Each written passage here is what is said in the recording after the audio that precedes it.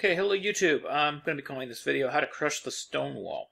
And I just want to say that, anytime in chess when people are choosing to play a setup, instead of choosing to play an actual opening, instead of choosing to learn the theory, it's usually because, they're really lazy and they don't want to learn the theory. My recommendation is just, learn the theory. And you can beat a lot of people that play setups if you just learn the theory, because setups have this problem, which is they don't really have a ton of flexibility, and they're very predictable. You know exactly where your opponent is going to put your pieces.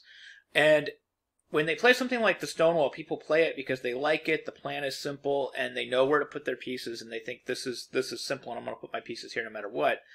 But the Stonewall's got some serious problems. So let's just talk about, this is how to crush the Stonewall. So f4, d5, and then say knight f3, knight f6, and then e3. So one of the ideas behind the Stonewall is basically white is going to take this setup where he puts his pawn on d4, his pawn on c3, and he creates this so-called Stonewall pawn formation in the middle of the board. He ends up with a bad bishop, but he ends up with a really simple attacking plan. He wants to plop his knight down on e5, which he's fortified to death, and then he wants to play stuff like queen e1, queen h4, and then sometimes they'll even castle, and then they'll lift their rook, rook f3, rook h3, and they'll build up this attack against your kingside. The problem with this setup is basically white is choosing to basically play black.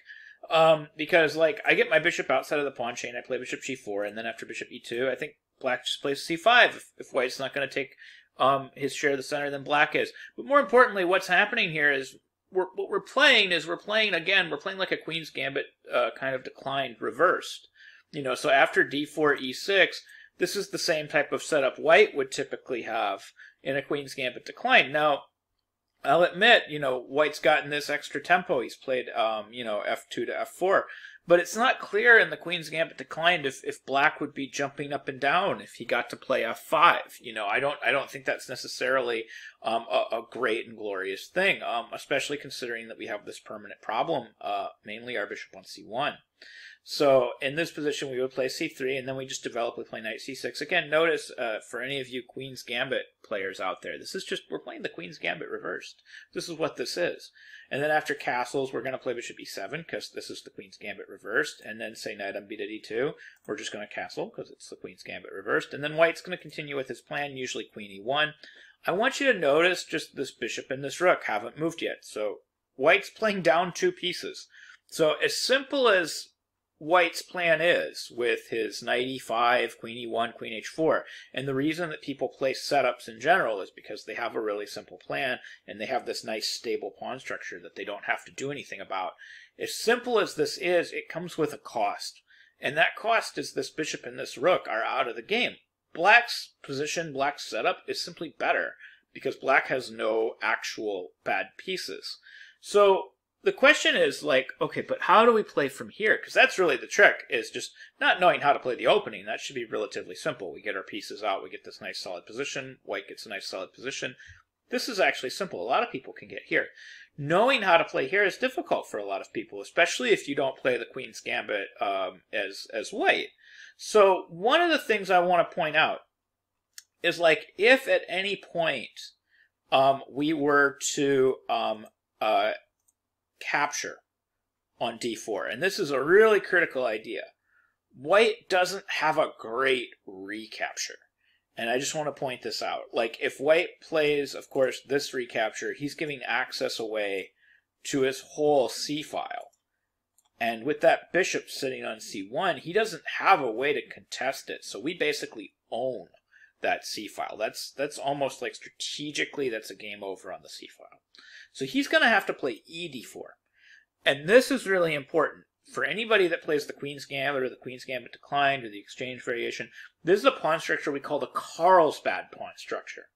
And basically what black's plan is, or what white's plan is in the Carlsbad pawn structure, because again, we're playing the Queen's Gambit declined reversed, is we're going to play rook b8, b5, b4. We call this a minority attack. And the idea is we play rook b8, b5, b4, and eventually we take on c3, they recapture, and then we put a lot of pressure on their weak c3 square, and we take advantage of the fact that they have a bad bishop. And this counters any kind of kingside attacking strategy that they have, because they're going to have to hunker down, and they're going to have to defend c3. And this is identical to the Queen's Gambit declined. Black should have an advantage here by simply, at some point, turning this into a Carlsbad and just playing against the Carlsbad. But of course, just like in the Queen's Gambit declined, we've got a little bit more equity in this position than that, because white doesn't have a way to improve, especially his queen side. He doesn't have a way to get these pieces out. So what we can do is we can spend a little bit of time just kind of making moves to improve our position before we make a decision in the middle of the board. And people do the same thing with the Queen's Gambit. So we just play rook c8. And we just, we'll put our rook on that open file. We're just going to make this little improvement before we do anything else. Usually people will plop their knight down on e5. Oh no, this is it. This is the attack. It's coming. And okay, we exchange off our bad bishop. They take with the queen. And then we make another improvement. We move our bishop from e7 to d6 because now we have a knight that we can take at some point if we start getting too nervous. So then usually they'll play knight on b to d3, and they're planning on fortifying their knight, but also eventually they want to play something like queen f2, queen h4, etc. with this world's slowest attack.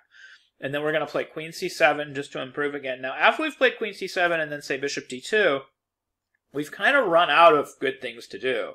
I mean, we could maybe spend one more move. We could plop our knight down on e4, but that's our square pretty much no matter what. And we might need our knight on f6, or we might need it to come back to d7. So there's not a ton of improvements here. If the queen was still on d1, I'd be tempted to play maybe rook fd8 just to get our rook on the same file as the queen and coax a queen move out of our opponent. But right now we just don't have a lot of solid improvements left in the position. So I say, okay, now we just change the pawn structure. And whenever you get to the point in this pawn structure where you just can't think of anything better to do to improve your position, go ahead and just take on d4, because what we're going to do is you're just going to turn this into a Carlsbad. And then after, if they play c d4, we're going to play queen b6, and again, open c-file, knight b5, knight e4 coming. This is major advantage black because of this control of the c-file. So they're going to have to play e captures d4, and this is going to be a Carlsbad. So e captures d4, and then we can plop our knight down on e4. Why not make that improvement? Bishop e3, and then a6, because again, the plan is just b5, b4.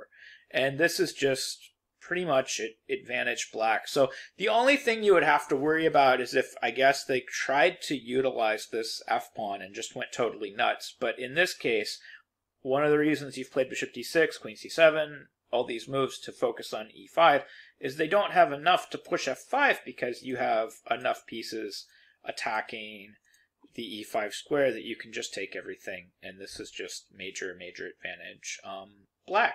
So basically, after a6, black has an advantage here. Black is going to play b5, b4. He's going to play the Carlsbad pawn structure, and white has absolutely nothing to show for his position, and he just has a bad bishop on e3.